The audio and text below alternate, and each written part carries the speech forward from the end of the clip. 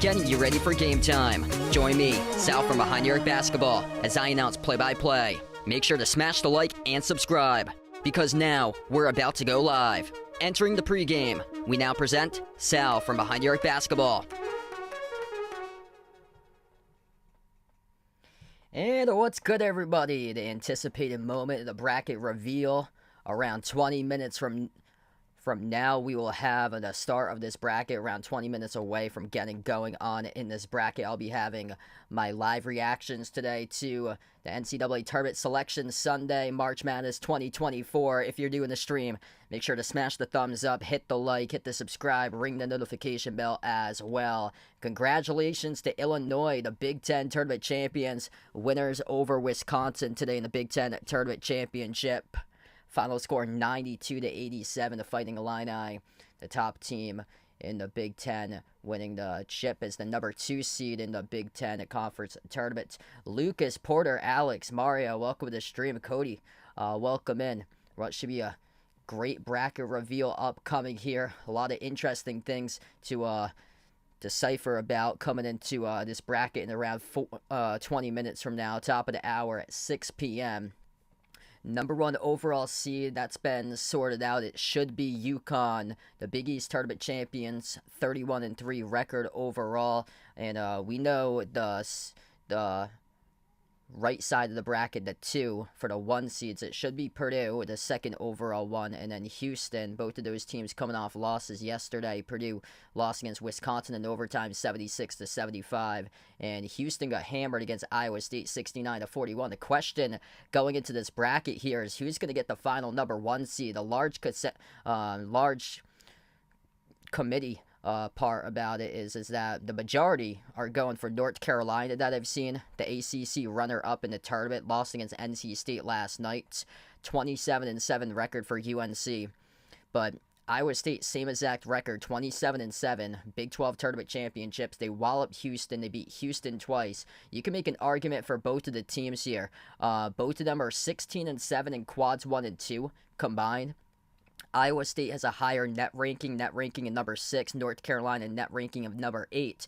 But when you dig deeper into the non-conference strength of schedule, you see that Iowa State just pounded a bunch of teams back in November and December that they played a super weak non-conference schedule for Iowa State. So that's one argument why Iowa State should be a 2 seed rather than a 1. But in this case, for Iowa State to be a 1 seed, you could look at that they have the stronger wins. They beat Houston twice, which Houston came into this week as the AP number 1 team, a number 1 seed, and they beat Baylor. So Iowa State beat a 1 seed twice and a 3 seed once. And then for North Carolina's best wins came against Tennessee and Duke twice, which happens to be a 2 seed and then a 3 seed twice. So Iowa State does have better wins down the board. North Carolina does have the stronger strength of schedule, even though their conference schedule is weaker in the ACC than the Big 12. But when you take a look at the non-conference strength of schedule, you see Iowa State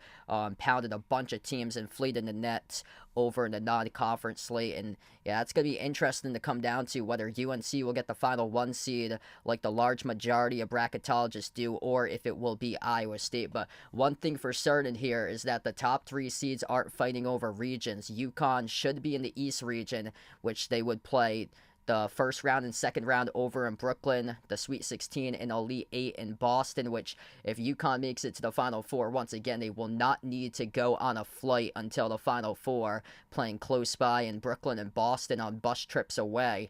And then for Purdue, which would be at the top right side as the second overall number 1 seed. They will be playing close by to Indianapolis, where the Big Ten tournament was just held, round of 64, round of 32, over in Detroit for the Sweet 16 in the Elite 8 if Purdue makes it that far. And then Houston would be in the South region, playing games in Memphis, round of 64, round of 32, and then games in-state in Dallas in the Sweet 16 and the Elite 8. And then whoever has the final number 1 seed, the fourth number 1 seed, will be out of the West region, which they would have the Sweet 16 and Elite games in Los Angeles. Steven on the stream. Daniel, welcome in. Thanks for stopping by, everybody, as we'll be having the bracket reveal starting off in around 15 minutes from now. If anybody's interested, feel free to join the Behind the Arc Basketball Bracket Challenge group. That link is posted in the chat, pinned in the chat. All you have to do is click the link, sign up for an ESPN account if you don't already have one, and then click join group for Behind the Arc Basketball to be a part of this year's bracket challenge group. It is totally free, and all are welcome to do so. Yeah, so Alex got a good point there. Tennessee, I see a lot of Tennessee likely as a 2 for Tennessee, but yeah, we'll see if they do drop to a 3 with that loss against Mississippi State. Kansas, interesting case for Kansas. I think they could possibly be a 4, more so for Kansas instead of a 2. So the 1 seeds should be UConn, Purdue, and Houston, and then a question mark about who's the 4th, either North Carolina or Iowa State. And then after that, the 2 seeds will probably be Tennessee, Arizona, and then Marquette will be the final 2 seed, most likely out of the grouping there. Joe, Bradley, welcome to the stream. Jason, thanks for joining in. And I'll be covering play-by-play throughout the March Madness tournament for some of the games, so make sure to subscribe, ring the notification bell, and catch some fire play-by-play live streams here throughout the course of the NCAA tournament once again this year. Yeah, it's a big question mark where Kansas will be seeded. They missed Hunter Dickinson and Kevin McCullough for the entire Big 12 tournament. Only played that 1 game, lost against Cincinnati. They lost by 20 as the 6th seed against Cincinnati. And this Kansas team is historically bad. This is their worst winning percentage since 1989, a 68.8% winning percentage, with a record now this season.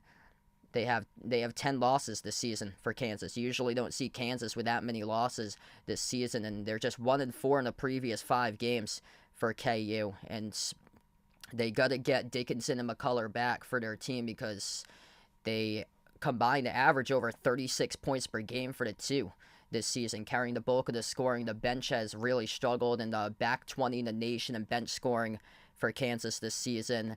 And yeah, it's going to be interesting to see where the committee puts them, either a 3 or a 4 seed, because a couple of those blue bloods going to be around the 3 seed line with Duke as well. And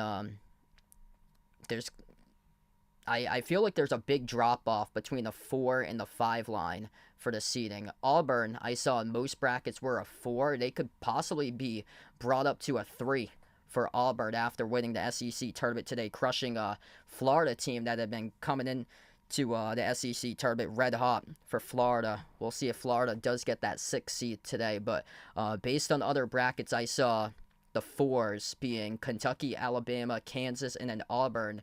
I think Auburn's made a case that they should be moved up to a 3 seed for them. Their analytics speak for itself. A top 6 team analytically in the nation, that they have some really good metrics and they're undervalued. So they should be put up to a 3 there for Auburn, instead of most brackets having them as a 4, in my opinion. Oh, wow. Chris Mack going to be the new head coach for Vanderbilt. Thanks for the update there, Bradley. Steve on the stream, welcome in. David's subject in the channel, welcome on board. Taking his Lobos big win yesterday to win the Mountain West there for New Mexico. And then the bubble is just, oh man, it's gigantic compared to previous years. This bubble, like, you can make a case for all these teams why they should be in the NCAA tournament. All these teams are super deserving. Why? I'm just going to go over the bubble right here, because honestly, some of these teams should not be in my opinion. Florida Atlantic, 23-8, net ranking of 39. I Would not be surprised to see Florida Atlantic not on the board today in this bracket. They might be in the NIT for FAU. They have 2 quad 4 losses, a quad 3 loss, some really bad losses for them. They have a worse record than South Florida, which their at-large bid couldn't get them into the bracket. Wasn't good enough on their resume for South Florida. Florida Atlantic's holding on to that double overtime victory in the non-conference slate against Arizona as a key win there for FAU. And then also they beat Texas A&M. They have bad losses against Bryant, Florida Gulf Coast, Charlotte, UAB Memphis, which trended downwards, and then the worst out of the worst coming yesterday against Temple, which got blown out to make matters worse against UAB in the American Championship game today. So honestly, I would not be shocked if Florida Atlantic misses the bracket. Also, another team here, I'm going to do a bold prediction on this one. I think Oklahoma is going to miss out for Oklahoma. A lot of people have them in, net ranking of 46. I'm not sure about them. 20-12 record, though. They're 4-1 in quad 1, or 4-12 in quad 1 games. 4-12 in quad 1 games. They're 16-0 through quads 2, 3, and 4, but they're just 2-6 in the last 8. Their best win is BYU. They don't really have a signature win. BYU seeded around a 5 or a 6 in the tournament, so they don't have some like a really, really good win for Oklahoma, and they lost against UCF. So they're just lacking signature victories, and we'll see if the tournament committee takes that into account, because the other teams around them on the bubble have a lot of really solid wins that go along with that too. Michigan State, quite concerning too. They could probably find themselves in the playing game. Bad record in terms of the bracket for at-larges, 19-14, though their net is super high, 24 in the net, though they're just 3-9 in quad 1 games, only 3-7 on the road, 9-14 combined between quads 1 and 2. It's concerning for Michigan State. They're just 2-5 in their last 7. Their best win came against Baylor, that they destroyed Baylor. That's what they're holding on to. Losses against Indiana a week ago, Minnesota, Ohio State, and Iowa. So, yeah, they just have that really strong victory over Baylor that they're holding on to there for Michigan State this season, and honestly wouldn't be shocked to see them in the playing game. Texas A&M's a interesting case as well for them. Another team with a bunch of losses, 20-14 record, 45th in the net. They have 7 quad 1 wins, which no team has ever missed a tournament with that many wins before, but they have 4 quad 3 losses, and those bad losses have really just hurt their resume. They swept Tennessee twice, but they have losses against Arkansas twice and Vanderbilt, hurting their resume there for Texas A&M, and they've been up and down this season, made a late surge to get towards the bracket. So that's another interesting case. Another one is TCU, 21-12, net ranking of 43. They've struggled in signature games too, 5-11 in quad 1 games. They played a easy non-conference schedule for TCU. They're just 2-4 their last 6, and they have bad losses against UCF on senior day at home, and they lost against Cincinnati. So that's another team that might potentially miss the bracket right there. Could be TCU. Other teams in the cut line, there's a bunch of them. Colorado, 24-10.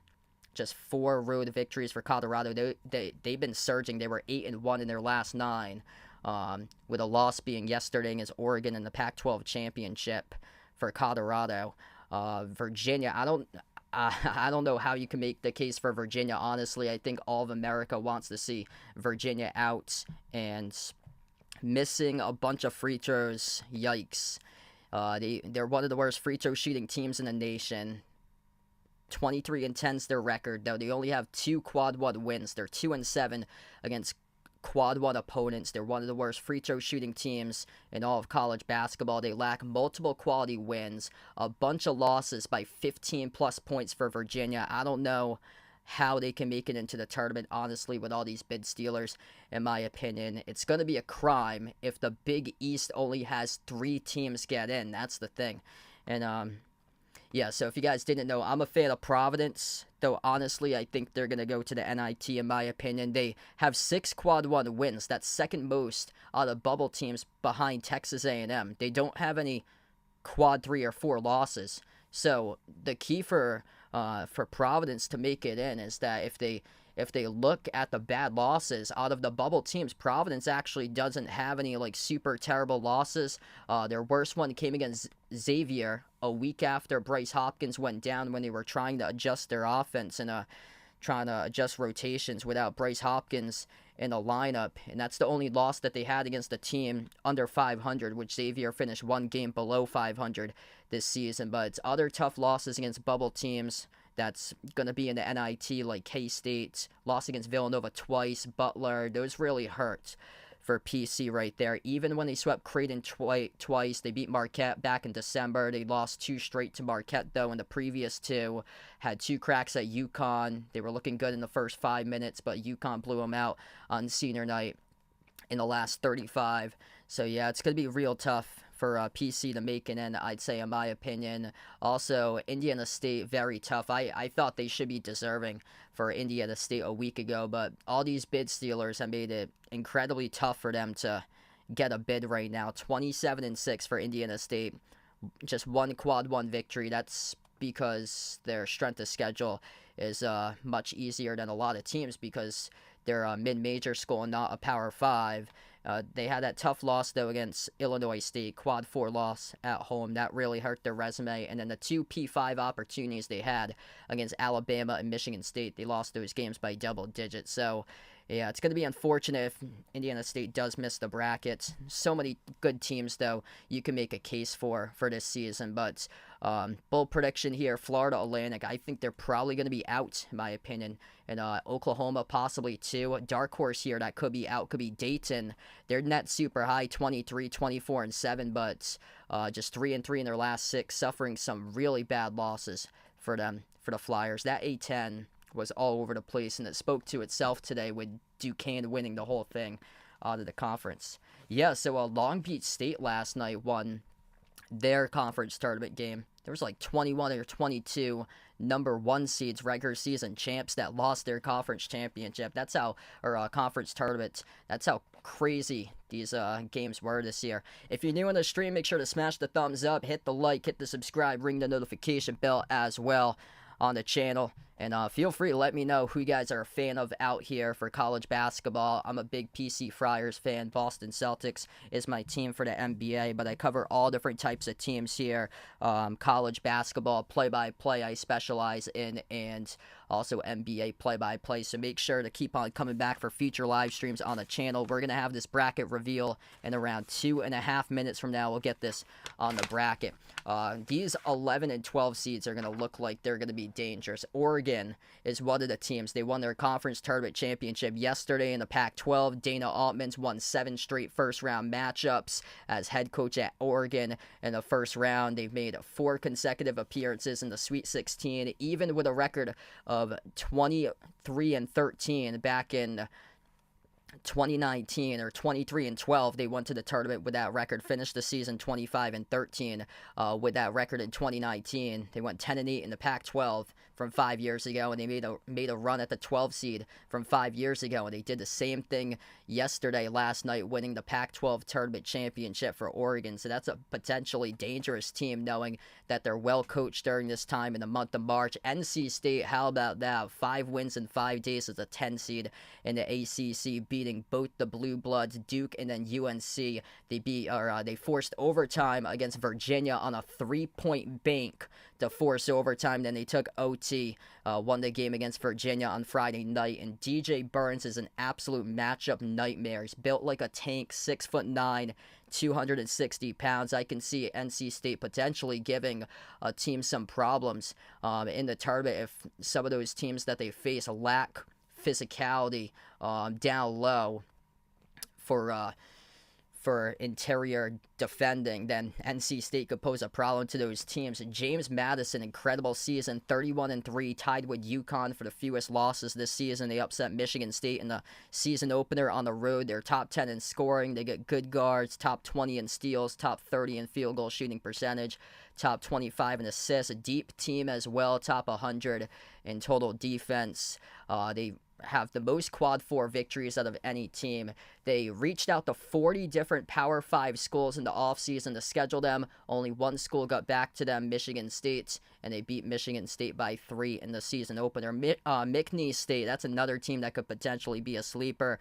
Former head coach Will Wade out of LSU, 30-3 record for McNeese State. They got 4 guards on the team who's averaging 11 points per game, plus Shahadi Wells, the leader on that team, a transfer from TCU. That's a physical, scrappy team. They rank top 5 in the nation in steals, top 10 in field goal shooting percentage and 3-point shooting percentage, and they are number 1 in the nation in fewest 2-point makes allowed this season for McNeese State. How about another physical mid-major? That would be Grand Canyon University, 29-4, a win over San Diego State back in December by 6.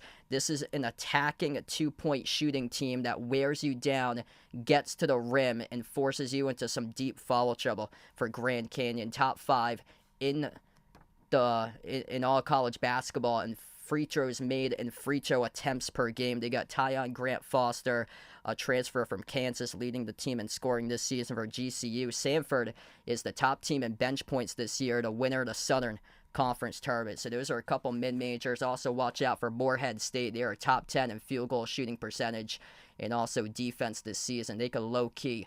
They get some of the profiles of previous teams like St. Peter's and Princeton in terms of their defense, that they could pull off a big 14-3 upset in the first round. So here we go, Selection Sunday. If you guys are doing this stream, make sure to smash the thumbs up, hit the like, hit the subscribe.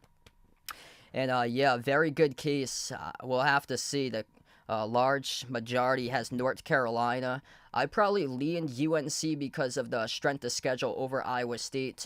And considering the games that took place at T-Mobile Arena for Iowa State's 3 hours away from T-Mobile Arena, where the fans travel extremely well for Iowa State. And you know that they're probably going to get potted up in Creighton's Arena in Omaha, and that's even less time than 3 hours. That's like 2:15 from Ames, Iowa, to get to Creighton's Arena. So that's probably where Iowa State's going to be playing first round. So I think the committee's going to treat those more like home games. I think the deciding factor comes down to non-conference strength of schedule, where Iowa State played a super easy non-conference strength of schedule, and UNC played a much more difficult strength of schedule. So here we go. The bracket about to be revealed right now. The field of 68 out of the East region, the Yukon Huskies. Top team in the land once again this season, the defending champions from last year. They'll be playing Friday night over in Brooklyn, where that game will take place on Friday in Brooklyn. 31-3 record. Best record tied for with James Madison in all college basketball.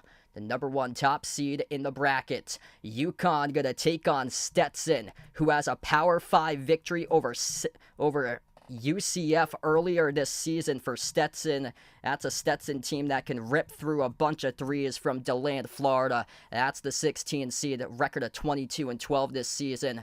Conference tournament champions. That game will take place in Brooklyn, New York. The 8 versus 9 matchup. Oh my goodness, Florida Atlantic gets seeded as an 8. Honestly, I thought they'd be out in the bracket, but holding on to that Final Four moment from last year for FAU. They'll be in Brooklyn 25-8, taking on Northwestern in the first round for Northwestern. Got it much better this season for Northwestern. They had a terrible, terrible loss against Chicago State early on this season for Northwestern against an in-state program.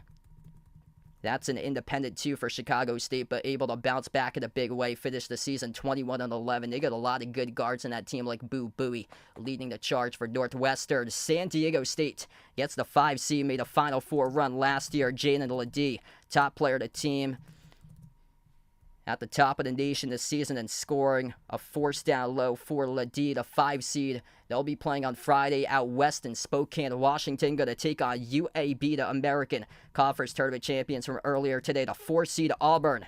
Kind of shocked that Auburn did not move up to a 3. This is a bottom physical region here with a 5 and a 4. They'll take on Yale. Congratulations to Yale, winners by 1 on a game winner and a short bunny at the low block over Brown to win the Ivy League Tournament Championship. They came down from 8 down with 2:15 left to win that game for Yale. BYU, live by the 3, die by the 3 for the Cougars, the 6 seed. One of the most experienced teams in terms of age in the bracket, more so that they got a lot of older guys on the team there. For BYU, going to take on Duquesne, which gets an 11 seed. Duquesne winning today out of the A10. Absolute pandemonium in that conference for Duquesne. They were a 6 seed in the A10 for Duquesne. 3v14. Illinois, congratulations. They won the last conference tournament. The Big Ten earlier this afternoon, finished up like 20 minutes ago. Going to take on Morehead State. In that first round matchup, Morehead State has some really good defensive metrics that people might overlook. Illinois has a lot of great guards. Terrence Shannon Jr. leading the team in scoring this season. Washington State makes an appearance in the bracket for the first time since Klay Thompson in 2008. Swept Arizona this season out of the Pac-12. The tallest team in all of college basketball goes to Wazoo. Record of 24-9. They'll be taking on the 10 seed over in Omaha on Thursday, being Drake. Drake winning the MVC Missouri Valley Conference, led by Tucker DeRees, the coach's son. They were down to the wire last year against Miami. Couldn't pull it out, though. Miami went on a run to the Final Four. Iowa State, the Cyclones, playing out in Omaha for them. That is under 3 hours of a driving time for the Cyclones from ISU. They shredded Houston yesterday to win the Big 12 Tournament Championship, and Iowa State will take on a 15 seed out in Omaha on Thursday. And that will be South Dakota State, the Jackrabbits, making another appearance back to the bracket. They played Providence 2 years ago as a 13 seed in the first round in the 13v4. They get a 15 this time in a down Summit League. It's either between South Dakota State and Oral Roberts. Oral Roberts last year played Duke as a 12, but this year's been a down year out of that conference. But that's how the top left quarter of the bracket looks Friday out in Brooklyn. UConn taking on Stetson. Florida Atlantic going to take on Northwestern out in the top left quarter. Those 4 games take place in Brooklyn, and then over out west in Spokane will be San Diego State taking on UAB in the 5v12 matchup. Auburn will take on Yale out west on Friday over in Spokane. Kind of like a disservice towards Auburn because they won their conference championship today. I thought they'd jump up to a 3 for Auburn, but they're playing games out west over in Spokane. But they are one of the, I should say, deepest teams in the country for Auburn. They lead the nation in bench scoring for Power 5 teams right there this season. And then over at the bottom left quadrant, BYU, the Omaha Pod out in Nebraska. BYU taking on Duquesne. And then Illinois will play Morehead State in that part of the bracket. Washington State taking on Drake. Iowa State will take on South Dakota State. And yeah, in terms of upsets, we'll see what happens right there in this part of the bracket. Kind of shocked that Florida Atlantic got an 8 seed. Honestly, I thought they would have been out. They lost against Bryant, lost against Charlotte. I'm stunned that they're weighted as high as they are as an 8 seed. I honestly thought they'd be out of the bracket. Loyola Chicago lost against Duquesne, or that's Dayton. Right there that they had those losses. Yeah, Dayton lost against Duquesne earlier on in their conference tournament. But yeah, Bryant, Florida Gulf Coast, Charlotte, Temple yesterday, UAB and Memphis. And then, yeah, they're holding on to that Arizona victory for them, and then Texas A&M. And you got seeded that high as an 8 seed. So it's kind of shocking right there. What's good, everybody? Randy, Danny, Vegas on the stream, welcome back in. The Reaper, welcome on board. So if you guys are new in the channel, make sure to smash the thumbs up, hit the like, hit the subscribe, ring that notification bell as well if you're new. I cover basketball action, play-by-play, college hoops, NBA games. I'll be streaming some of the March Madness games for play-by-play, so make sure to keep on coming in for these future live streams here on the channel. And we'll go over this bracket for a little bit since they're going to take a little bit of a break right now, but yeah, this is UConn's region right here. The Kings of the Lands taking on Stetson. I'm kind of shocked to see that they put Stetson in a 16v1 versus UConn, because Stetson has a major conference win this season over UCF for them. So kind of shocked to see that. I thought Stetson would be put against another team, not an overall number 1 seed in my opinion, but Yeah, FAU has been erratic. They've been all over the place. Northwestern has some really good guards in that team. Bo Bowie leads the way in scoring this season for Northwestern for Boo Bowie, and the struggle for Northwestern this season has been rebounds. They're at like the bottom of the nation in rebounds per game, so that could be a difficult matchup there going up against UConn if Northwestern is missing shots. And yeah, Washington State as a 7. You never see Washington State in the bracket. Last appearance was 2008 with Klay Thompson for Washington State. They're taking on Drake. That should be a really good matchup there for a 7 versus 10. Drake bringing back some key players from last season's team, which they took Miami, a Final Four team, down to the wire. And Drake's kind of an under-the-radar 10 seed because they haven't played in a week span. So that Missouri Valley Conference Tournament Championship game, that was a week ago. Since that conference tournament wraps up a week before like the Selection Sunday, that's a low-key 10 seed you got to watch out for would be Drake right there going up against Washington State. And Iowa State, that's actually over in the pod of Omaha too. So Washington State is playing in Omaha, where that is Drake, like in the area of Drake right there. So that's quite concerning for Washington State, honestly. For them, they got one really good guard on their team, but they struggle in terms of guard play with like backup production for guards. That's a very big team in terms of size for Washington State, but limited NCAA tournament experience, whereas Drake has the coach's son leading the way this season. Tucker DeRees, the top scorer on the team, and they got their big guy back once again on the team as well. So that should be a really good matchup right there as we're going to move over to the next region. This is, oh wow, I gotta switch this actually. This is the South region, so I thought, wow. This is actually the South region, Houston. I would think that Purdue would be the number 2, but no. This is Houston. So this is the South region. This is Houston's region right now. So this is going to be taking place over in Memphis, Tennessee on Friday. Houston's going to get Longwood.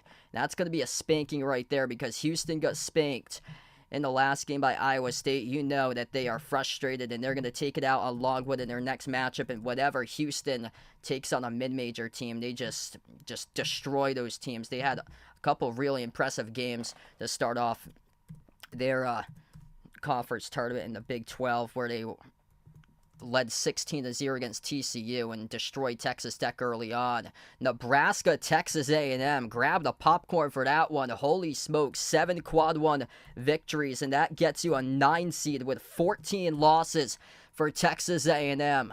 Wow, unbelievable how it's been weighted that high. Honestly, I thought they would have missed the tournament. Texas A&M gets a 9 seed. Wisconsin has a 5 out of this region right here.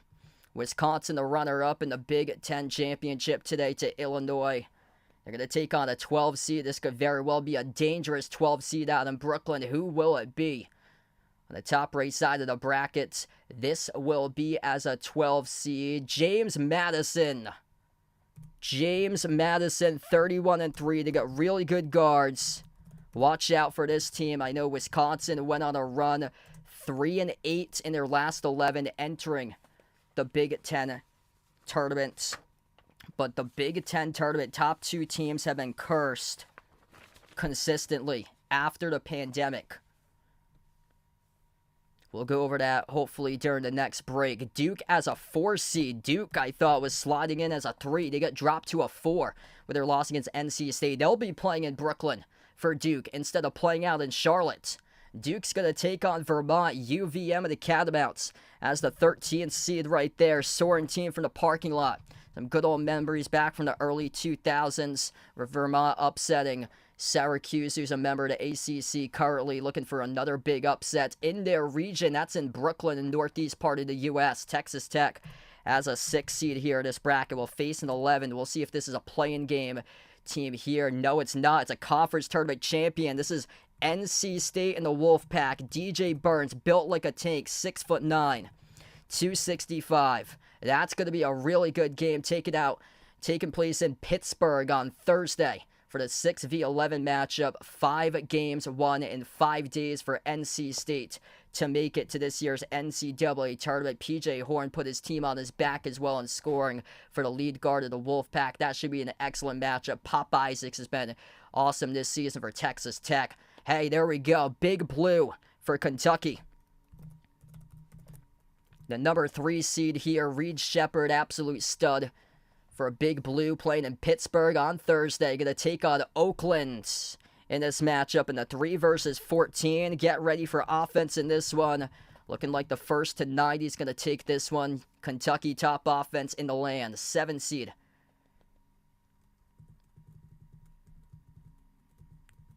Yeah, that's Texas Tech there. 7 seeds Florida. Wow, I'm kind of shocked they bounced back Florida as the 7. And 10 will be a play-in between Boise State and Colorado. Boise State in a play-in. Wow. So the lack of signature victories hurt Boise State. They get put in a play-in against Colorado. That is stunning right there. Boise State on a lot of bracketologists' line was an 8 or a 9 seed, not a 10, in a play-in. Marquette as a 2. Tyler Kolek should be good to go for the NCAA tournament. Playing in Indianapolis on Friday. Marquette going to take on a 15, and that will be Western Kentucky winning CUSA this season. A down year at the Conference USA. They lost a bunch of members to realignment to the American. And that's what we got here for the top right quarter of the bracket. Kind of shocking that it's not Purdue. So it's Houston here, and Houston takes on Longwood in what should be a massive blowout. Longwood's second NCAA tournament appearance in 3 years. They got blown out 2 years ago against Tennessee in the first round. Nebraska, Texas A&M. Texas A&M weighted high because of 7 quad 1 wins, even though they have 4 quad 3 losses for Texas A&M. They've been all over the map this season. 14 losses. This game's going to be a good one. Wisconsin against James Madison. James Madison, a sleeper team already with a Big Ten win in the opener against Michigan State. They're furious that no other Power 5 or major conference school decided to schedule them in, didn't return their phone calls in the offseason. 31-3. We're going to prove it to Wisconsin in this game. And by the way, Big Ten championship or Big Ten tournament championship teams are cursed. After the pandemic, 2021, Illinois lost against Loyola Chicago in the second round that year with Ayo Dosunmu as the 1 seed. 2021, same year, Ohio State was the 2 seed with Dwayne Washington Jr. and E.J. Liddell. They lost to the 15 seed Oral Roberts. Fast forward 1 year later, Keegan Murray and Iowa, the 5 seed. They won the Big Ten championship in 2022, lost against Richmond with 8 seniors in the first round. 2022, Purdue,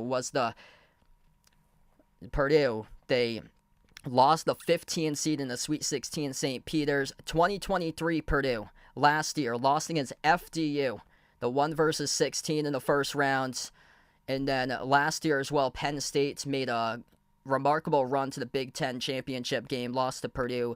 Penn State was a 10 seed. They lost against Texas in the round of 32. So these Big Ten championship teams have yet to make a second weekend since 2019. Every single one of them that's been in the bracket, besides Purdue, which lost against the 15 seed St. Peter's, they were the only one.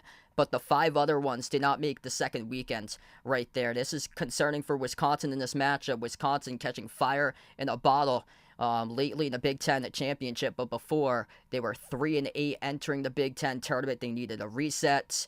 They got that reset, but here they are facing James Madison, a dangerous team with really good guards in the team. I streamed that game against Arkansas State, and they were hitting some tough shots that were going down for James Madison, and they are out to prove that they got a real good record, and they're going to back it up with their second Big Ten victory this season. They're hoping for that. Nebraska-Texas A&M game should be a good one as well. Texas A&M, a really tough physical team, one of the top offensive rebounding teams in the nation. If Texas A&M moves on from that game, that's going to be just a battle on the glass there between Houston and Texas A&M. The thing about Texas A&M is that they're not efficient in terms of scoring. They've been here to the first round, though. Can they get over the hump? Because they got some real good guards in that team. It's just they lack efficiency. They're all about second chance points for Texas A&M. Can they get past that matchup against Nebraska, which Nebraska can deliver from the three? And they have a win over Purdue earlier on in conference play for Nebraska. Their first tournament appearance in quite a while for Nebraska. Able to get them into the bracket. Duke against Vermont, 4-13. Vermont won their conference championship out of the America East. I thought Duke would have been a 3 seed, but that loss weighted them down against NC State to put them back to a 4. Duke struggles with physicality. They're soft down low with Kyle Filipowski. He needs to start being stronger and start to get his way with these physical big men, because if you're lacking physicality, it's going to be a tough game against Houston right there if you make it in the 1v4 matchup against Houston. Even if you face Texas A&M, another team that's physical, you can't be soft if you're Kyle Filipowski. You can't back down to the challenge right there. That's what got them out of the tournament in the second round last year against Tennessee, is that they got smashed in the mouth. They didn't have any physicality against Tennessee. So Duke there against a Vermont team that is going to try to see if they can light up the shots, make the threes, then that's not a game you should worry about physicality. But down the line, it could be quite concerning there for Duke. Texas Tech, another physical team. Pop Isaacs drives and drives on you. They got a dude that's built like a tank, though, with DJ Burns in the first round matchup. That should be a really good game in a 6v11 matchup. NC State has crinkled and broken brackets before. Wouldn't be shocked, honestly, if they do that once again for a team that's caught lightning in the bottle this week. Five wins in 5 days. Kentucky against Oakland. Get ready for a track meet in that matchup right there. Florida playing lights out lately. Ran into the deepest team in America, Auburn, today. Stunned to see that they're a 7. Thought they would have been a 6. I'm even more shocked that Boise State is a 10. The lack of signature victories must have docked them hard. They're taking on Eddie Lampkin Jr. in Colorado. Colorado, very talented team this season for them. And then Marquette taking on Western Kentucky. Here we go. Next part of the bracket, we're going to go to the Midwest region. And this will be the bottom right side. And this is Purdue's that they're in. I'm going to have to switch the region right here because I thought it would have been reversed between Houston, but this is actually the Midwest right here. And Purdue is going to take on Grambling State out of the SWAC. And I'll have to fix the text here in just a moment, too, because it does overhang. So there is Grambling. Or Montana State. That's a play-in winner. Okay. Montana State or Grambling State in that matchup. Okay.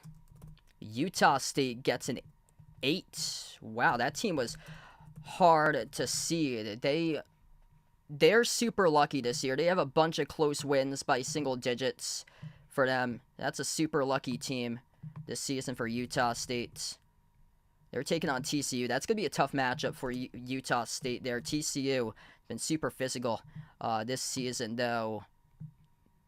They need to get some more quality victories for them. That's one of the things that they were lacking entering the bracket. Gonzaga, all the way up to a 5, even though they lost against St. Mary's, their conference championship. They're going to have their work cut out for them. McNeese State, Will Wade in the first round matchup. That's going to be quite the matchup right there.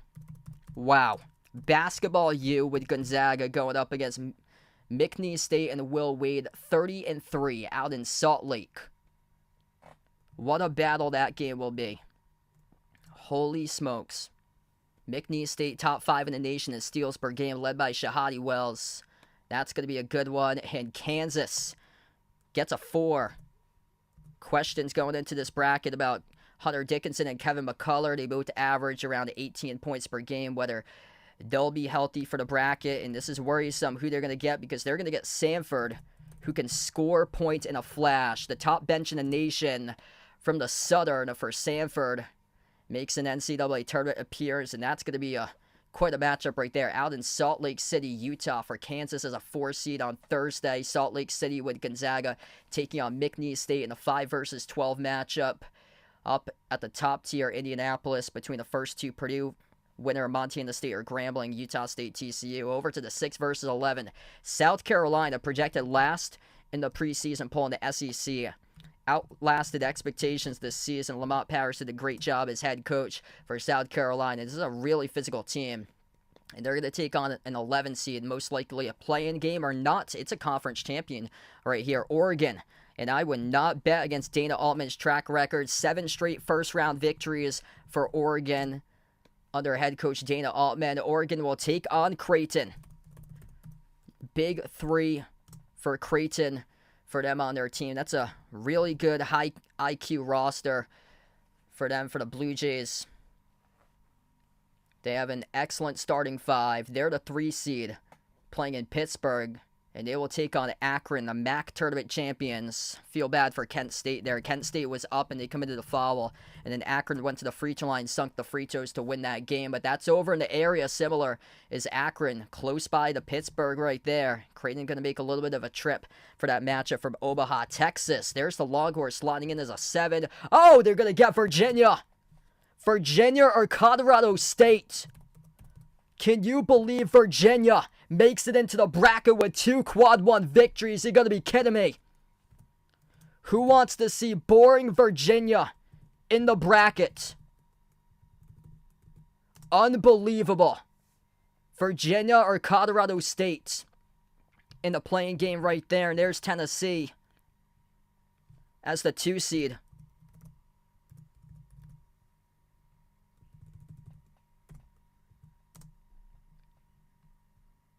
I'm probably going to put, I'll do CSU for Colorado State.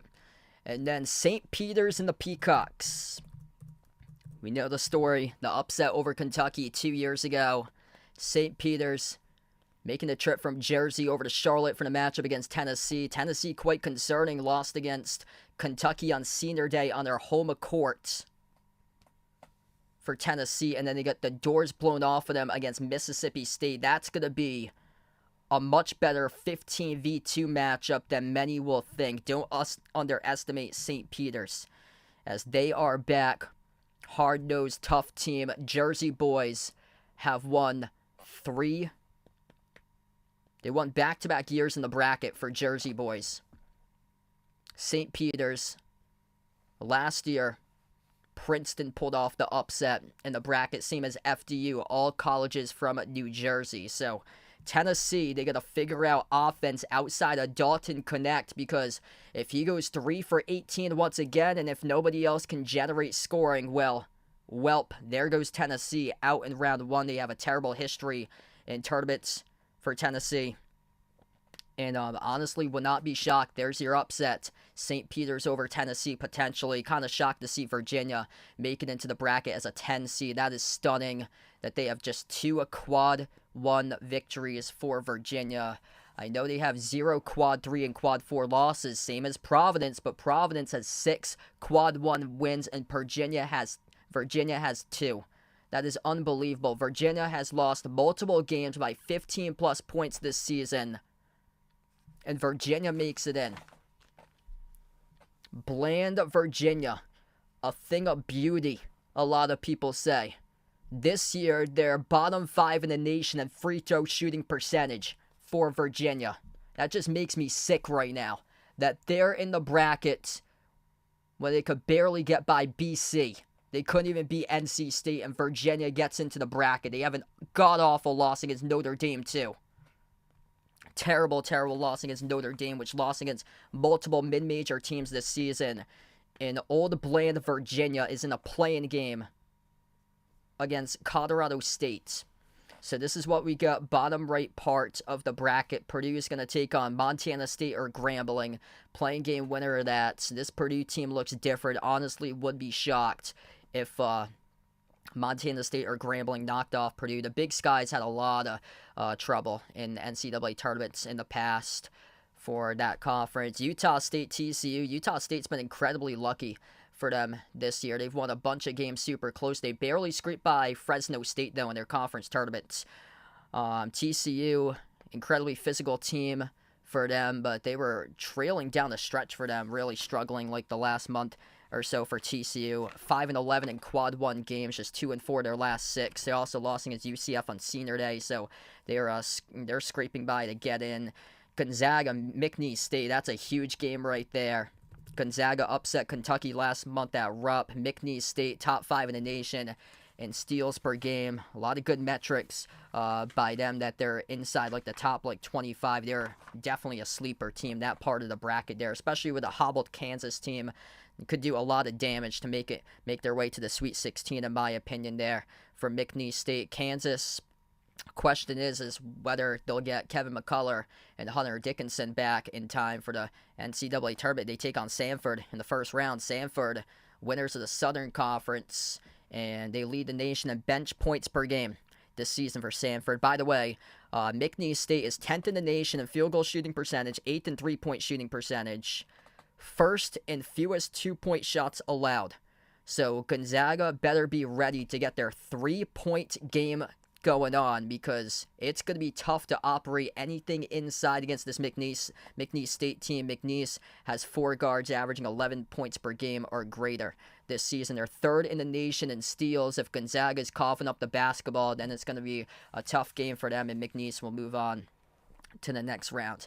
South Carolina, Oregon. South Carolina, what a season they have had. Just big props out to their head coach, Lamont Paris, getting those guys ready each and every single game this season for them. They're a bad matchup when they faced Auburn this season. They got blown out twice against Auburn, but they exceeded expectations in a big way for them this year. But unfortunately, they get Oregon, which you can never underestimate the track record of Dana Altman. 7 straight first-round victories for the Ducks under head coach Dana Altman right there. The track record shows it. Oregon's got a good opportunity right there against the South Carolina team, which the metrics do not line up with them this year. And Creighton taking on Akron. Akron playing in Pittsburgh. Got handed that game, crushing for Kent State. Texas will play in the winner. And then Tennessee taking on St. Peter's. Here we go. Opposite side of the bracket, the final one. Bottom left. North Carolina, the final 1 seed. They'll be playing out in Charlotte.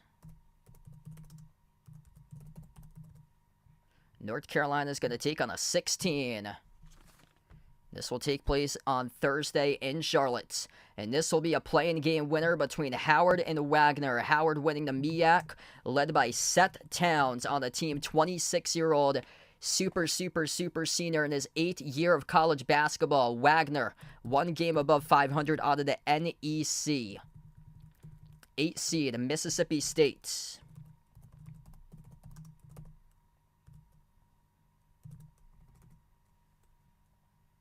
Taking on Michigan State. Grab the popcorn for that one. I bet you that's the 12:15 p.m. game on Thursday. So Michigan State makes it into the brackets. Wow, that's going to be one of those. That's probably the game to open up the tournament, honestly. Michigan State against Mississippi State. Here's St. Mary's. Congrats to St. Mary's for winning the WCC. St. Mary's usually wins a first-round tournament game. They were a 5 seed last year, beat VCU as the 12 seed. St. Mary's will take on a 12 in this matchup. Gonzaga got a tough draw with McNeese. They're going to get a tough draw as well with Grand Canyon. Both of those WCC teams getting tough draws. Grand Canyon, a physical team. That is not a good sign for St. Mary's right there. St. Mary's is a high IQ type of team for them, but they're not so physical. Grand Canyon could potentially overwhelm them with their physicality in that matchup. That's out on the West Coast over in Spokane for that game. That's going to be a good one between St. Mary's and Grand Canyon. Alabama gets the 4 seed. They could put up points in bunches. Can they play defense? That's the question. One of the worst interior defenses in the nation. They're not going to have to worry about interior defense. They take on a Charleston team that jacks up a bunch of threes, live by the 3, die by the 3 under Pat Kelsey's squad. Last year, they lost against San Diego State in the first round. Clemson gets a 6 seed. You got to be kidding me. I thought they'd be a 7 right there for Clemson. They had a horrendous loss against Boston College, and Clemson got to get their guards going. It's going to be a tough tournament for them. New Mexico, winners of the Mountain West. They got good guards, led by head coach Richard Pitino. New Mexico can put up points in bunches. Watch for the upset in that matchup right there. New Mexico with a guard play. 3 versus 14. Baylor, been a 3. A lot of brackets lately for them. They always get by their first round matchup. We'll see the 14. They get Colgate in the first round. The Patriot League champions. Dynasty out of the Patriot League there for Colgate. That's a tough matchup against a Baylor team that can light it up from a 3-point range. Grand Canyon's the other way around. My apologies there. Yeah, that's NY right there for Grand Canyon.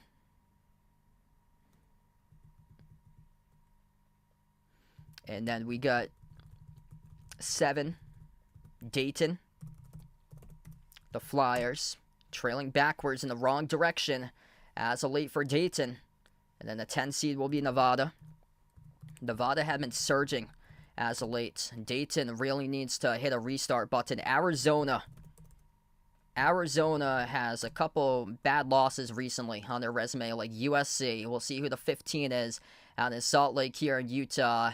Arizona, they've lacked effort at times. It's too bad because they win a bunch of games by double-digit points, and then they have this blip on their radar, a loss from time to time that really hurts their resume. They're going to take on Long Beach State in this matchup here out on the West Coast in Salt Lake City, Utah. So this is the bracket, what it looks like. Kind of stunning to see Dayton as a 7 seed. Honestly, I thought they would have been a 10. Based on how they're 3-3 in their last 6 games in the week conference. North Carolina as the 1, taking on the play-in game winner, Howard versus Wagner. Wagner finished 1 game above 500 at 16-15 this season from the NEC. Howard has a 26-year-old on the team in his 8th year with Seth Towns, used to play for Ohio State. Mississippi State, Michigan State, that's going to be an extremely good game. Chris Jans was the former head coach at New Mexico State, pulled off an upset against James Bouknight in UConn from 3 years ago in the tournament as a 12 versus 5 matchup.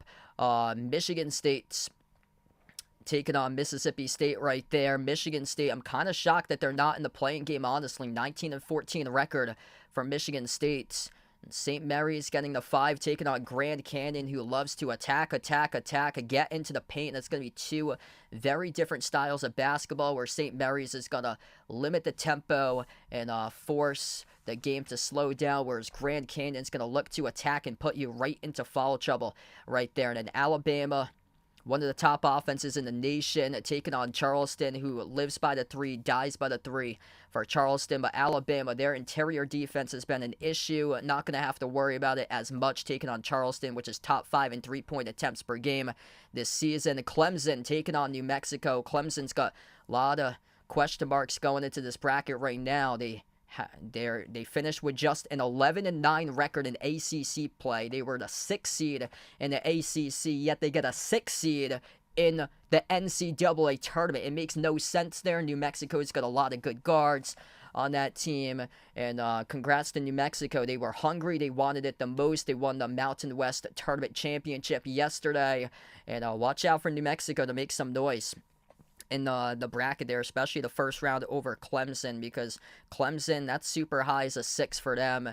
Honestly, I'm kind of shocked that they're not more like an 8 or a 9. And I told you guys at the beginning of this video, would not be shocked if Oklahoma missed. And there you go. Oklahoma is the first team out of the bracket. Oklahoma, just 4-12 in quad 1 games, misses the tournament, dealt with injuries late in the season, crushing for them. Seton Hall, Indiana State, Pittsburgh, Providence, missing the brackets. Unfortunate there. 2-win Virginia in quad 1 gets in. Providence, 6 quad 1 wins. Not enough. Seton Hall, 5 quad 1 wins, not enough. St. John's, 4 quad 1 wins, not enough. Oklahoma had double the amount of quad 1 wins as Virginia, not enough. It's unfortunate. Pitt, same thing with them. They were surging lately, 4 quad 1 wins. They missed the tournament. And that is an absolute crime that 3 Big East schools get put in. 3 Big East teams in the top 10 with UConn, Marquette, and Creighton in Providence, St. John's, Seton Hall all missed the tournament, and that is ridiculous, and Virginia gets a 10 seed. It's just completely sad. Oklahoma missed out. It's unbelievable. Providence had triple the amount of quad 1 victories as Virginia. Virginia, one of the worst free throw shooting teams in the nation. Look at the resumes. Did Providence lose against a team that has a similar record to Notre Dame? I don't think so. Virginia lost against Notre Dame. Like, how do they... I don't know. I don't know how in the world they got in right there for Virginia. It's just unfortunate. Going to go back to the top of the bracket here. Thanks so much all for joining in. Make sure to join the Behind the Arc Basketball Bracket Challenge group to be a part of this year's NCAA Tournament Challenge. That link is posted in the chat. All are welcome to do so. And I'll be covering play-by-play of some of the games throughout the NCAA Tournament. Just going to see. Notre Dame lost a bunch of games this season against mid-majors. I'm just going to see what their record finished up. Providence's worst loss was against Xavier 1 week after Bryce Hopkins went down, record of 16-17. Notre Dame finished with a record of 13-20. 13-20 record for Notre Dame, and they beat Virginia. And Virginia's in the bracket. Just sad.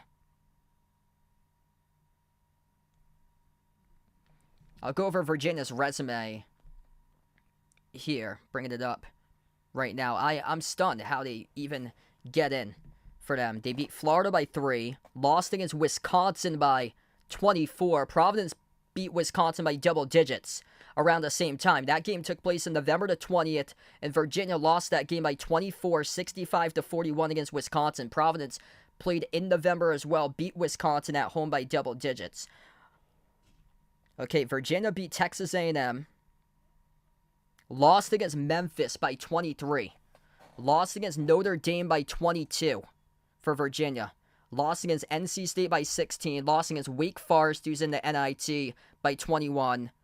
Lost against Pitt by 11. Lost against Virginia Tech, their rival, by 34. Lost against UNC by 10. Lost against Duke by a landslide, 73-48. And then lost in overtime against NC State after beating BC in overtime 66-60 the night before. That's just a shame. Best wins for Virginia, Florida, Texas A&M, Clemson by 1, Wake,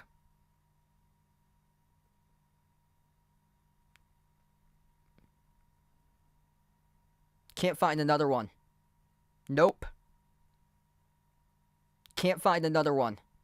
Unbelievable.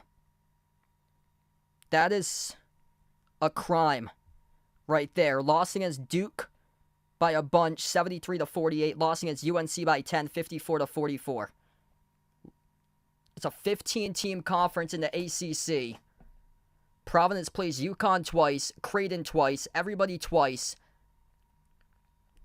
They won twice against Creighton, a top 10 team. Beat Marquette the first time.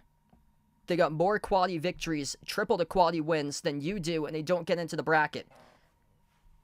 And both Virginia and Providence had 0 quad 3 and quad 4 losses. I mean, Providence has tripled the amount of quad 1 wins as Virginia did. That is unbelievable.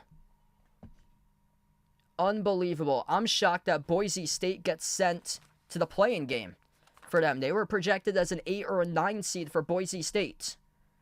It's crazy. That is just an absolute joke right there. This, how it started off the bracket, it's a joke. Stetson plays UConn. Stetson has a Power 5 win over UCF. UCF has a win over Kansas and a couple other teams they spoiled in the Big 12. That's not a 16 seed that you want to put against the top team overall right there. That's a disservice to the top team overall. Obviously, UConn should be able to win that game by a landslide, but still, I mean, it should have been matched up with somebody else instead of the number 1 seed. That's how the bracket started off right there. And then after that, FAU got an 8 seed, which I thought would have been out of the bracket for FAU. They have 2 quad 4 losses. They lost against Temple yesterday with a record of 15-19. Lost against Florida Gulf Coast. Lost against Bryant, Charlotte, UAB. Hanging on to a double OT win over Arizona for FAU is what saved them. Northwestern as a 9. I'm okay with that. San Diego State as a 5, taking on the conference championship winner of the American UAB as the 12. Auburn, I thought, should have been a 3. They earned it. I mean, that's the deepest team in America right there. They go 12, 13 guys deep. They're going to cause a lot of teams a bunch of issues in matchups. Auburn is super physical. Janai Broom is just a legend when it comes to blocking shots. They got a lot of front court depth. They got a lot of good guards in that team. Auburn has stepped it up big time. 3-point shooting, taking care of the basketball. They're a deep run team right there for Auburn. They got a lot of deep potential in them. The thing is, they get put in UConn's side of the bracket, which is ridiculous. Like, Auburn has a lot of potential to go to the Final Four, and they should not be meeting UConn in the Sweet 16. That's a matchup that should be happening in the Final Four, with Auburn moving up a seed line to the 3 instead of a 4 right there. That's a disservice for Auburn. They came out, they won their conference championship. They've won 26 games by double digits this year for Auburn out of the 27 wins total, and they get put on UConn's top corner of the bracket. That's just unfortunate right there for Auburn, because that team is going to be a matchup issue for a lot of teams right there. BYU taking on Duquesne as an 11. I thought Duquesne should be a 13 for them. I don't know how in the world they got an 11. I know they have over 20 wins for Duquesne, but still, that they got seated as high as they did for Duquesne. Going to take on BYU in that matchup there. I don't know what to expect right there, honestly, in that game. Illinois will take on Morehead State, 3 versus 14. Morehead State could be a dangerous team. Washington State taking on Drake in the 7 versus 10. That Washington State team hasn't gone to the NCAA tournament since 2008. Drake going back-to-back years for them. Iowa State against South Dakota State. This is also another unfortunate part, is that Iowa State gets put in UConn's region. So there's 3 really good teams right there that really proved it in their conference championships to win their conference championship. UConn, Auburn, and Iowa State are all in the same region. 1, 4, and 2. That just makes no sense right there, because I could see all those teams going to at least the Final Four, could win a national championship. All 3 of those teams have a very well the case to win a national championship for sure between those 3. And then Houston, instead of Purdue, actually got the region number 2 at the top right. So Houston going to take on Texas A&M or Nebraska, winner of that game. James Madison, 31 wins. It's going to take on Wisconsin, which fought their way all the way to the Big Ten championship game. Duke and Vermont, Texas Tech and NC State. That's going to be a good matchup right there, the 6 versus 11. NC State last year was also, they got knocked out in the first round, but they played a close game against Creighton in that first round game. Kentucky, Oakland, that's going to be a bunch of points pouring in for that matchup there. Oakland won the Horizon. Florida, kind of odd to see that Kentucky and Florida are in the same quarter of the bracket, so they might meet up in the Sweet 16 if both of them make a run. Boise State got sent backwards, which I don't know how that happens right there. They were projected higher. They did really well in conference play this year for Boise State. They did lack quality wins, but kind of shocked to see them in the play-in game. I thought they were safely in the field of to a first round game for Boise State as more like a 9 seed for them to face a 1 if they were able to make it in. They got a tough matchup against Colorado for them. Colorado, super talented team for them. They dealt with injuries, but key players back for Colorado. The winner of that game will take on Florida. And then Marquette taking on Western Kentucky, which won the CUSA. Yeah, that's a great game there. Texas Tech against NC State. And then the bottom part of the bracket, Montana. Purdue's taking on Montana State or Grambling. I would imagine Purdue should be able to win that, you would think, right there. If you lose against a Big Sky or SWAC school, I don't know what's going to happen right there if you're Purdue. Utah State against TCU. Going to be a good matchup there. TCU is a super physical team. Utah State's won a bunch of games close under a first-year head coach Danny Sprinkle. We'll see how they come out. They barely got by Fresno State in their quarterfinal matchup in the Mountain West tournament. Kansas dealing with injuries. That's a tough part of the bracket for Kansas to make the Sweet 16 right there. Very, very difficult. Even Gonzaga. I mean, McNeese State's going to be a pest right there.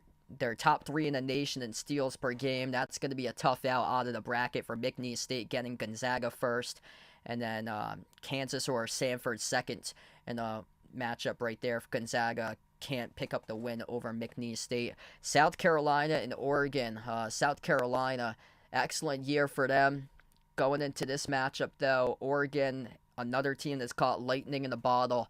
And they started a surge late December into January. They picked that up once again. They were the number 1 team the first week and a half into Pac-12 conference play for Oregon, and able to win the Pac-12 conference championship last night. And they've made runs before as a higher number seed in the brackets, being one of those teams that's been able to do so in the past here. So wouldn't bet against Dana Altman and his track record. 7 straight victories in first-round games for the Ducks. They have caught fire. And Jackson Shelstead, Westland, Oregon native, where Peyton Pritchard was born and raised. He has been able to grow throughout the course of this season. And a healthy Enfalidante. That dude blocked a massive shot that sent the ball ricocheting halfway across the court to seal the game yesterday against Colorado. Oregon, that's a resilient bunch there for that team this season. Very resilient bunch. They had multiple injuries early on in the season. They only had 8 scholarship players available, and here they are, winning a conference championship in the Pac-12 in the final year of the Pac-12, representing the Pac-12 in the NCAA tournament for Oregon. That's a team to watch out for. If Oregon gets matched up with Creighton, grab the popcorn for that game. It should be a good one. Creighton has an excellent starting 5. They always prepare well. That game's in Pittsburgh. Like, the regions here that Creighton has been put in, it's too bad for them because they could do damage if they were closer to home, but that game's in Pittsburgh. That gives Akron the nod right there, being very close to Pittsburgh for Akron. So Creighton has to be aware of that. That's a very talented team for Creighton, very experienced team. They played together for a long time for them, and they're determined to make a deep run after last year being sent out in the Elite 8 on a joke of a foul call in the final seconds of the game that gave San Diego State the victory over Creighton, which they the call just didn't go Creighton's way, and that's what allowed San Diego State to win that game. Texas, 7 seed, dangerous 7 seed for them too, taking on Virginia or Colorado State. Whoever wins that playing game, I have no clue who to pick out of that playing game right there. Colorado State's been playing recently poor for them.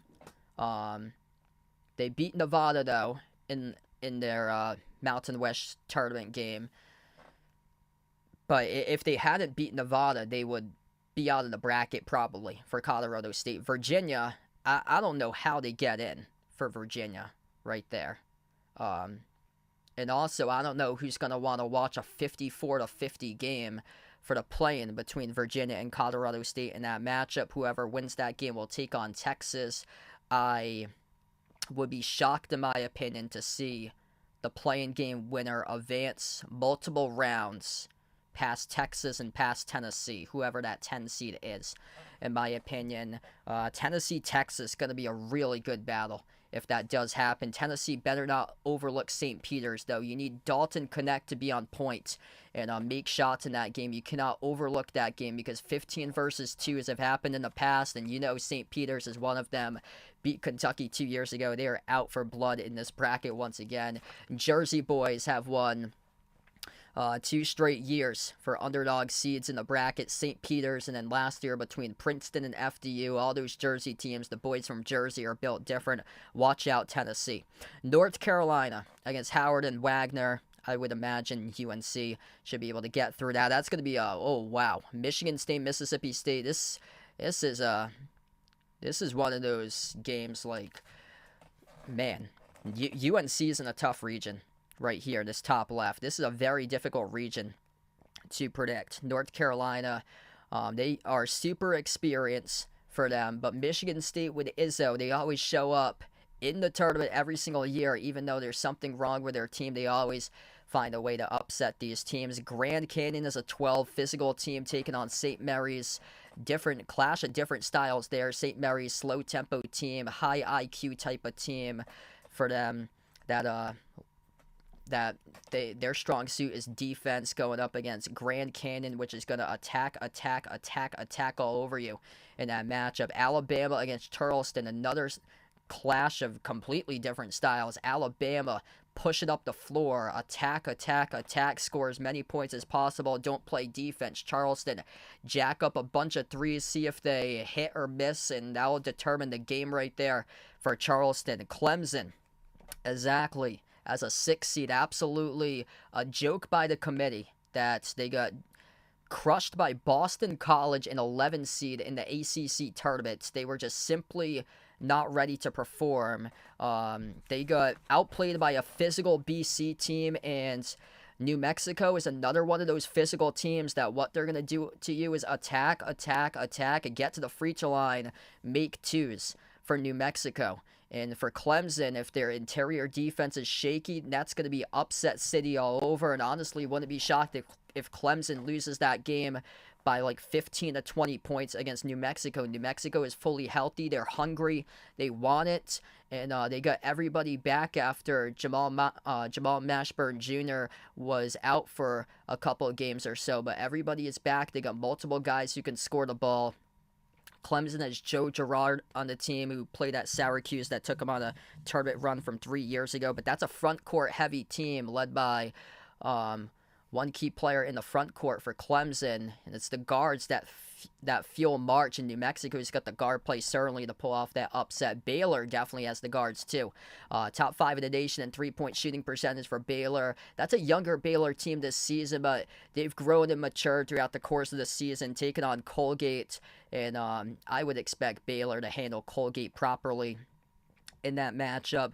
Dayton, Nevada. Dayton is going backwards. Kind of shocked that they're a 7. I thought they'd be a 10 for Dayton. They're going way back for them. They started off 16-2. They're just 3-3 in their last 6. It's been disappointing. That A10 is a mess this year. And Nevada has been looking good for them, peaking at the right time, though they did lose against Colorado State in the Mountain West tournament. But they do have a couple good guards in that team. Keenan Blackshear, one of those guards, along with Jared Lucas, 2 guys from last year's playing game that's back. Excellent duo for that team right there for Nevada. And Deron Holmes leads the way for Dayton, down low, front court type of player. But the Dayton guards have to produce, or it could be rough in that game for Dayton. They will slow down tempo, but if they're not making shots, and Nevada is, then Nevada is going to blow them out in that matchup. And then Arizona taking on Long Beach State. I mean, Arizona, you can't blow it here. Long Beach State's got 14 losses. Here's an incredible story. Long Beach State Long Beach State told its head coach at the start of this week that they would be moving on from him as head coach after the end of the season. And then Long Beach State, as I believe they were a 5 seed over in the Big West, they won the Big West Conference Championship yesterday. Just a remarkable story right there. That's a shame that they told the head coach that they would be moving on from him when they're still playing games, when they're getting ready to play the conference tournament. And they went into the Big West tournament losing, it was like 5 or 6 straight games in a row for Long Beach State. They get a 15 seed in this matchup against Arizona. Arizona in March. Yikes. So much talent there. Just so underwhelming every single year. Lost against Princeton last year. The year before, 2022, they were the 1 seed in that bracket with Benedict Mathurin. They had a bunch of talent on that team, and they lost in the Sweet 16 that year, when a lot of brackets had Arizona winning the national championship from 2 years ago. Just them in March. It's it's just the effort. Like, they have blips on their radar that they lose games for Arizona. They got swept against Washington State. They struggled with physicality a couple of times. They got throttled against Stanford, lost by double digits against Stanford. And, I mean, will we see them as a 2 seed lose once again against Long Beach State? That's another question right there. I feel like one of these 2 seeds at the bottom of the bracket will lose. A 15 is capable in this side of the bracket to pull off an upset. The question is, which one? Will it be Tennessee if Dalton Knecht goes cold and the rest of the offense goes cold and they struggle to score? They lost on senior day against Kentucky. That's a major red flag. They didn't want that game enough for their home fans. They lost on senior night against Kentucky on their home floor. And then they go into the SEC tournament. They get blown out against Mississippi State. They're going to take on St. Peter's, which we know the tale. St. Peter's 2 years ago beat Kentucky in the first round, made its way all the way to the Elite Eight. Jersey boys are built different too as well. And Jersey boys have won the previous 2 years in the bracket first round, at least with big-time upset picks. Or is it going to be Arizona that falls to Long Beach State on that other side of the bracket, where the players are playing for their head coach, backing him up after it was announced that he would be fired at the end of the year, and these guys come out out of nowhere as the 5 seed and win their conference championship and are looking to upset Arizona. That's going to be interesting to see. And here's the problem, is that these Pac-12 schools have had issues with other conferences this year, losing games. Pac-12 teams have multiple losses against teams from the WCC, Mountain West, Big West. There's bad losses all around that's happened. So these Pac-12 teams do have some terrible losses. A couple of those losses happened against Big West schools, Long Beach State being a Big West school. And we potentially could see that happen. Just going to bring up here a resume and see this for a second. I believe it was USC that lost. Yeah, I think it was against UC Irvine they lost this season too. And Arizona lost against USC 8 days ago. They beat them in the conference tournament, but they lost to them 8 days ago for USC by 13. Yeah, USC lost against UC Irvine by 10. You know, anything is possible. These Big West teams beating up on Pac-12 teams this season. USC also lost against Long Beach State. I think here with this 2 versus 15, I think there's potential, honestly, Long Beach State to beat Arizona. USC went 0-2 against Big West teams this season. Lost against UC Irvine by 10 at home, and then lost against Long Beach State in overtime 84-79, both home games for USC. And then USC beat Arizona in the final regular season game by 13. Like, there's potential, honestly, and that being an upset pick of 15-2 right there. And then, yeah, I've basically gone through, I think, the entire bracket right now, but wow. So, get ready for this one. Gonna be crazy what happens in the NCAA tournament. Before I do sign off, make sure to smash the thumbs up, hit the like, hit the subscribe, ring the notification bell as well. If you'd like to be notified for future live streams, I'll be live streaming play-by-play for some of these games, so make sure to keep on joining in for future live streams on the channel.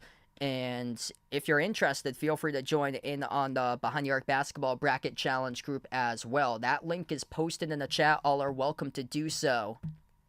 And it's totally free. All you have to do is click the link, sign up with an ESPN account if you don't have one, and then click Join Group to be a part of this year's NCAA Tournament March Madness Bracket Challenge.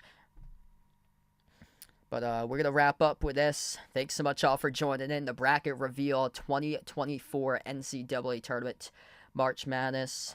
I'm not entirely certain, but I believe it's sometime later tonight or tomorrow morning. The game times will be released. I believe it's going to be in a couple hours they'll start to put together game times. Usually that's how they've done it in the past for game times. But we're going to wrap up here. Thanks so much all for joining in, being a part, and happy bracketing everybody. And feel free to join me in on my play-by-play live streams covering some of the games of the NCAA tournament. Should be a fun one. And looking forward to upsets, buzzer beaters, great basketball action, you name it. Going to be a wild NCAA tournament for 2024. Thanks so much, y'all, and enjoy the rest of your Sunday night.